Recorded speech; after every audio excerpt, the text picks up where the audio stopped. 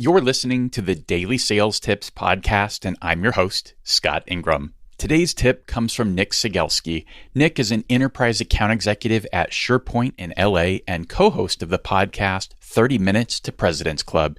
He's also the star of episode 97 of the Sales Success Stories podcast that was just released yesterday. Here he is.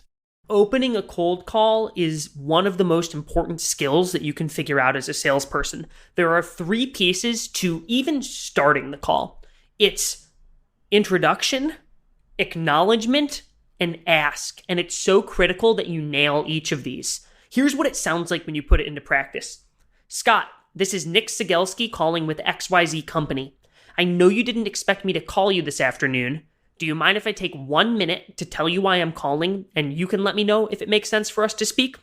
Here's what I did there. First, I'm a business professional, so I'm going to say my name and company right away, clearly and articulately.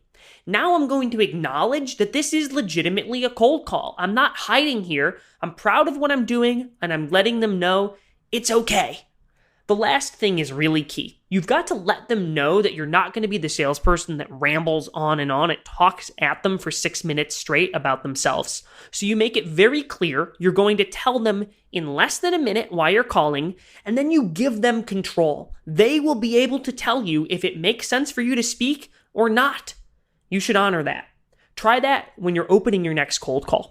For more about Nick, a link to his own podcast, and his episode on sales success stories, just click over to DailySales.Tips/536 and we'll have it there for you. Once you've done that, be sure to come back tomorrow for another great sales tip. Thanks for listening.